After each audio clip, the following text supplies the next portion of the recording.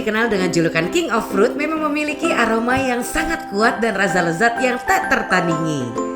Di Indonesia sendiri banyak jenis durian yang bisa Anda rasakan dan budidayakan loh. Dari mulai durian montong sampai durian musangking, semua bisa ditanam di sini, sehingga Anda tidak perlu jauh-jauh mendapatkan durian ke luar negeri. Jika melihat tren, saat ini durian yang masih menjadi primadona adalah durian musangking dan duri hitam. Harganya yang melebihi pasaran buah durian lainnya membuat kedua durian ini kerap disebut durian sultan. Cara penanamannya pun tidak semua orang bisa melakukannya loh. Karena itu tidak heran bila harga buah durian cukup mahal dibandingkan dengan buah durian lainnya. Lalu apa aja sih keunggulan dari masing-masing durian ini? Ayo kita simak.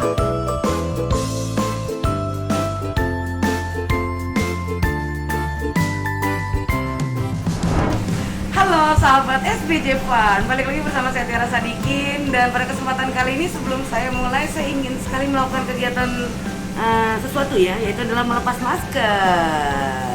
Yeay. Nah, pada kesempatan kali ini spesial banget, jadi beda banget sama episode-episode sebelumnya.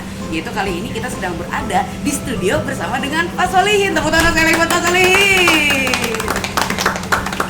Dan untuk itu apa kabar Pak Solihin? Baik. Baik ya.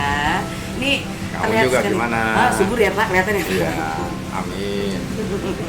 Makin sehat makin kuat, karena yang pasti kita selalu melakukan protokol kesehatan setiap hari, melaksanakan protokol kesehatan setiap hari yang memang dijadikan budaya baru yang ada di Indonesia oleh pemerintah tercinta kita. Dan untuk itu pada kesempatan kali ini juga saya sama Pak Solihin itu lagi pengen banget ngebahas satu hal yang ternyata ya Pak nggak disangka-sangka kalau ini membawa keuntungan yang sangat luas sekali Pak ke depannya, betul Pak? Betul. Investasi yang sangat menguntungkan. Dan juga kita menghijaukan bumi Indonesia. Nah, itu dia. Yang ketiga, kita juga menambah oksigen menjadi bersih yang ada di lingkungan. Bener kita. Pak, bener Pak. Kali ini saya ingin sekali mempersembahkan kepada kamu semua yang lagi ada di rumah untuk bisa melihat kesehariannya Pak Solihin, terutama di SBJ Farm. Seperti apa keseruannya? Seberapa luas lahannya? Atau seberapa banyak bibitnya? Makanya kita saksikan bersama-sama. Inilah dia keseharian dari Pak Solihin.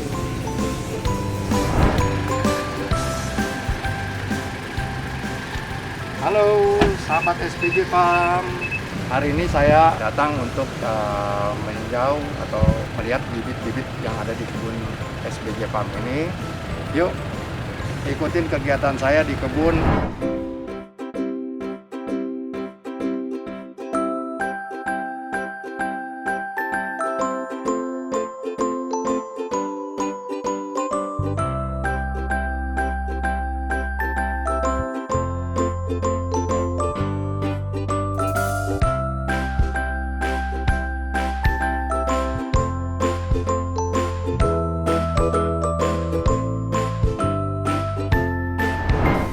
Ya, kebetulan hari ini dari SBJ Farm ada pengiriman ke daerah Luwiliang. Jenis yang kita akan kirim itu bibit durian jenis duri hitam.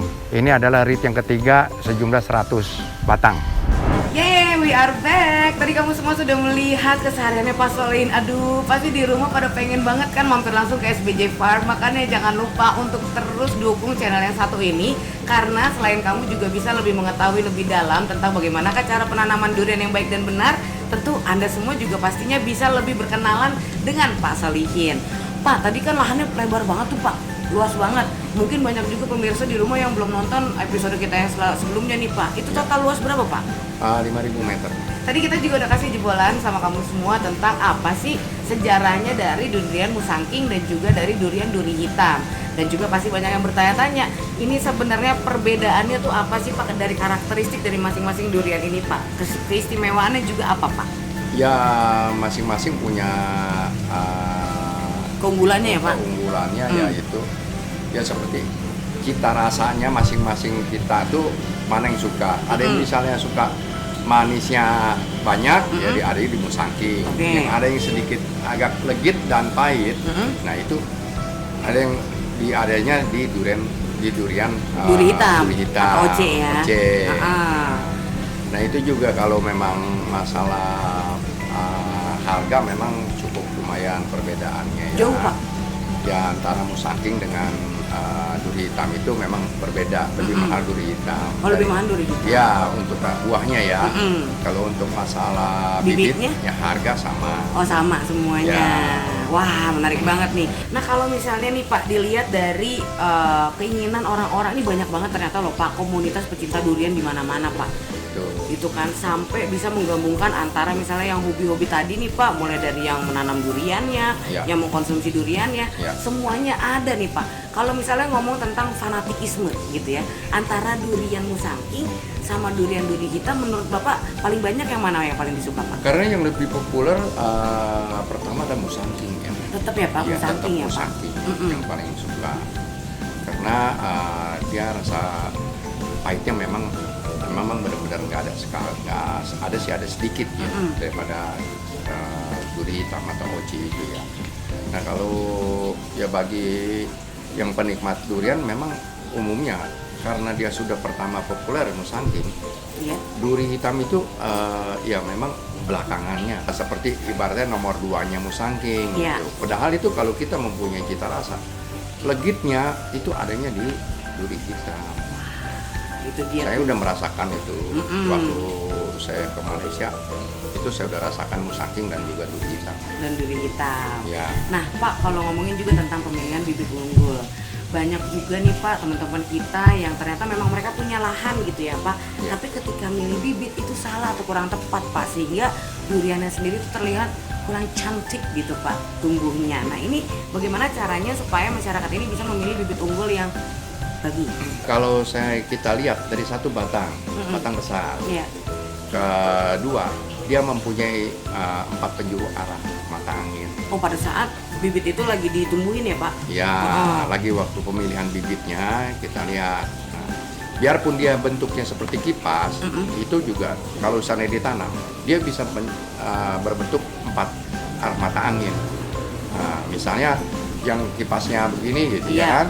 Nah, sekarang dia melungnya misalnya ke arah, kita tanamnya melungnya ke arah barat Iya. gitu, yang melungnya ini. Nah, ini kipasnya ini kosong ya, yang ada ranting-rantingnya Iya. sebelah kiri kanan ya. Nah, yang ini kita kosong, yang ini kosong misalnya. Nah, ini matahari pagi, nah ini matahari sore gitu. Iya. Nah, ini nanti supaya ini yang melengkungnya ini supaya dia tegak lurus Iya. gitu. Karena sering kena matahari pagi dia pasti pohon tuh lurus. Oke. Nah, Nah, itu Bapak kemarin itu saya sempat ngelihat kan Pak, itu emang daun-daunnya tuh bagus banget. Kadang tuh kalau orang Sunda bilang ya, kalau kurang pintar-pintar memilih bibit, itu pohonnya cengkerang, ya Pak? iya. Gurus gitu. Nggak ada rambut-rambutnya, nggak ada daun-daunnya ya Pak? Iya. Sepi banget gitu Pak. Itu nutrisinya apa aja sih Pak yang Bapak kasih Pak sampai bisa gitu Pak? Itu tiap 1 bulan sekali kita kasih pupuk NPK. Terus juga kita kasih seperti pupuk yang organik ya kan. Iya. Nah itu kita mau ditabur atau mau dikocor yang pupuk organik dikocor. Iya. Nah untuk perawatan supaya dia ibaratnya bagus di daun-daunnya, nah itu saya penyemprot 2 minggu sekali Oke. dengan pupuk daun, Iya. insektisida buat pencegahan hama-hama. Ketiga yang untuk fungisida itu untuk jamur. Jadi saya pakai itu tiap 2 minggu sekali. Tiap 2 minggu sekali. Iya. Ya.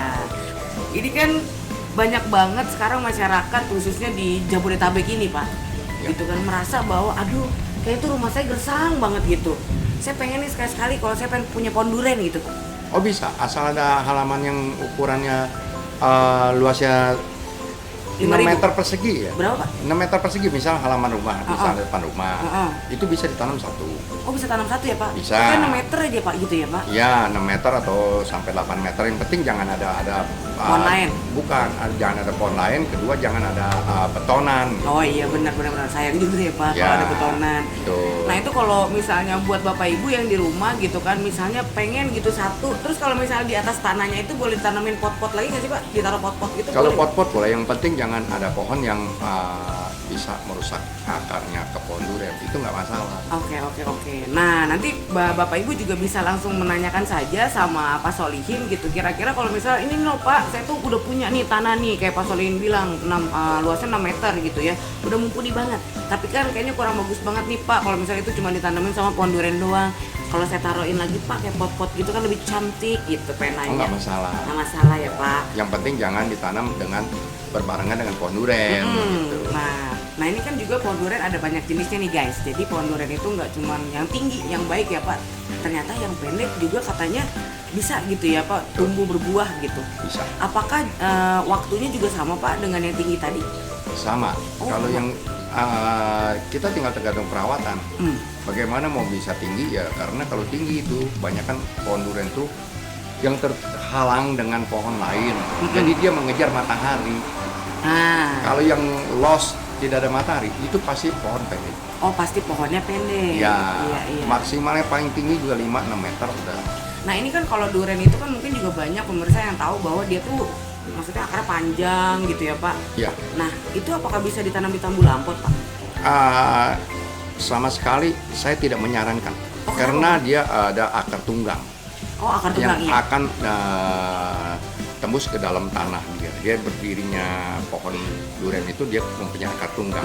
Kalau yang ada di atas itu yang disebut kita akar serabut atau Iya. akar di permukaan tanah ya kan. Nah itulah tambu lampot saya tidak menyarankan. Saya pun juga nggak pernah Menggunakan tambu lampot tambu sebagai lampot. medianya ya Pak. Ya. Nah itu menarik banget ya. Makin banyak cerita yang bisa kita dapatkan dari Pak Solihin, termasuk tentang life hacknya untuk bisa menanam buah durian dengan kualitas internasional. Karena yang pasti kalau misalnya kita memiliki buah yang kualitasnya bagus ya Pak, itu ya abis ini kita akan ngebahas berapakah total nominal keuntungan yang akan kita bisa raih gitu ya Pak. Jadi makanya buat kamu semua kalau misalnya pengen lebih tahu tentang buah durian dan bagaimana caranya untuk melakukan penanamannya, bekerja sama dengan SBJ Farm, makanya jangan lupa untuk di like, subscribe, sama di komen di bawah kalau misalnya memang kamu memiliki cerita spesial seputar pengalaman kamu dalam memilih bibit kah atau bahkan melakukan perawatan si buah durian ini. Nanti kita akan balik lagi untuk bisa lebih mengetahui secara spesifik seperti apa perbedaannya antara durian musangking dan juga durian duri hitam. Dan apa sajakah keuntungan-keuntungan yang bisa Anda dapatkan. Selain itu, bagaimana caranya untuk bisa menghasilkan buah dengan kualitas internasional. So, Tiara Sadikin dan juga Pak Solihin will be right back ya Pak. Ya. Kita akan kasih jebolan ya Pak. Berapa keuntungannya? Besok udah pada penasaran tuh Pak. Ayo jangan lupa seduh kopi dulu. Abis ini kita akan balik lagi, oke? See you, dadah.